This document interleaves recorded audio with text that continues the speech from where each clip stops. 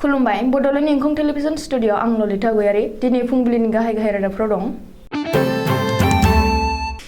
आसाम नागालेण्ड सिमा रेंमाफानियाव सिआरपिआ पिस्तलजों लोगोसे 4 नागा लाइमोनखौ हमदों। दांथलनि थिलाफारायाव थानाय रेल क्रसिं गेटखौ रेल बिफाना अरायनि थाखाय बन्द खालामबाय।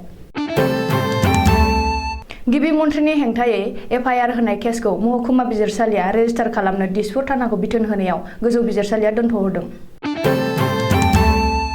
मोनबा रायजोनि बिधान सभा बिसायख'थियाव 4 रायजोआनो बिजेपिनि दखलाव आरो पान्जाबा आप। नगावनि कलियाबराव मोब्लिब ट्रेन्सफर्मायाव नांनानै मासे मैदेर थैदों। चिरांनि हाग्रा बिफाना साल दंफांनि बाथाम थुख्रा रोगानाय गंसे हुन्डाइ इयन गारिखौ जब्द खालामदों। क'क्राझार सिजेमआ सानै रेपिस्टखौ 20 बोसोर जोबथेसालिनि साजा फोसावदों। दानिया फैदो आबुं रादाबाव।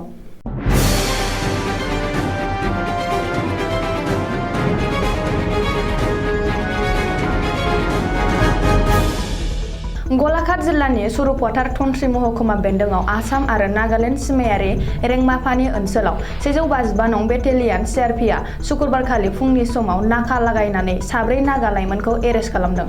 हमजानाय 4निफ्राय गंसे पिस्तल, गरबा गोथां गुलि, गरसे एयारगान, गंसे डेगार, गंसे एल्ट गारि आरो नोगोद 5,058 रांबो जब्द खालामनो हादों।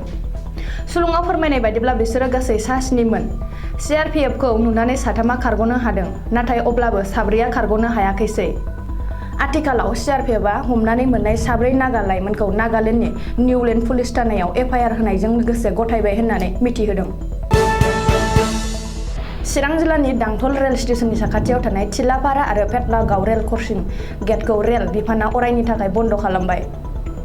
शुक्रबारखालि जेलबिनि हेफाजाबजों गोथौ हाखर जावथेनानै आरो रेलनि स्लिपार खुन्थियाजों जेवरा होथेनानै अरायनि थाखाय बन्द खालामदों। मख'नो गोनांदि थांनाय 2021 नि जोबनाय बाहागोआव रेल बिफाननि 4 आजिरा मोननाय मावफारियाफ्रा बे गेटआवनो जिउ गोमानाय गोनां जादोंमोन। आथिखालाव रेल बिफाननि बेबायदि राहा लानायाव थिलापारा आरो फेटलागाव मोननै गामिनि गेजेराव सिगाङाव जेरैबायदि थांलाय फैलाय खालामनो हादोंमोन, नाथाय दा बेबायदि सुबिदा मोननाय नंला। आसामनि गिबि मन्थ्रि डक्टर हिमन्त बिश्व शर्मानि हेंथायै दिसपुर थानायाव होनाय केसखौ साननैसो सिगाङाव महकुमानि बिजिरसालिया रेजिस्टार खालामनांगौ होननानै बिथोन होदोंमोन। नाथाय शुक्रबारखालि गुवाहाटी गोजौ बिजिरसालिया बे केसखौ रेजिस्टार खालामनो मोनथ'आ होननानै बिथोन होफिनदों।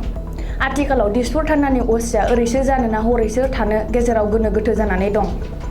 मख'नो गोनांदि दरं जिल्लानि गुरुखथियाव जालांनाय एबेक्सनाव माखासे सुबुंनि जिउ गोमालांनायाव आसामनि गिबि मन्थ्रि डक्टर हिमन्त बिश्व शर्माया दायनिगिरि आरो 1983 मायथाइयाव आसुनि सोमावसारनायनि खिथेरसो लादों होननानै कंग्रेस दोलोनि एमपि आब्दुल खालेकआ दिसपुर थानायाव एफआइआर होदों।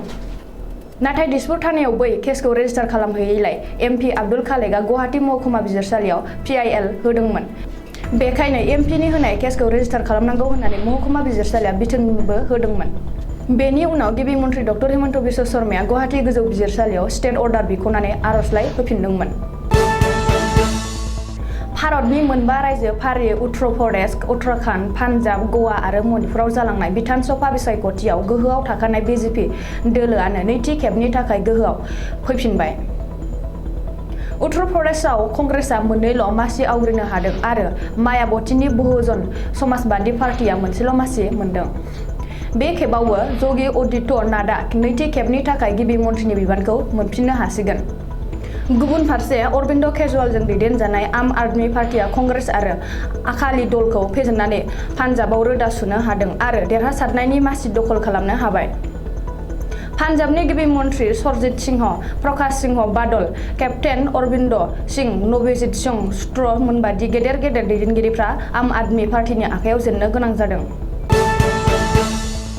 नगाव जिल्लानि कलियाबराव बुरा पाहार हाग्रामानिफ्राय गामि ओनसोलाव फैनाय मासे मैदेरा शुक्रबारखालि फुंनि समाव मोब्लिब बिफाननि फसंनानै दोननाय ट्रेन्सफर्मायाव सौग्रावनानै जायगायावनो थैदों। जाथायनि सोमोन्दै जायगानि रायजो राजाया हाग्रा बिफाननो खिन्थाहरनायाव उननि समाव हाग्रा बिफाननि मावख'गिरिया जायगायाव फैनानै जाथायनि सोमोन्दै नायबिजिरफैदों आरो उनाव पस्टमर्टेमनि थाखाय राहा खालामदों होननानै सुलुङाव फोरमायदों। चिरां जिल्लानि भारत भुटान ओनसोलाव आथिखालाव सानफ्रोमबो गंफा नङा गंफा दंफां थुख्रा रोगानाय गारिखौ एसएसबि आरो हाग्रा बिफाना हमगासिनो दं।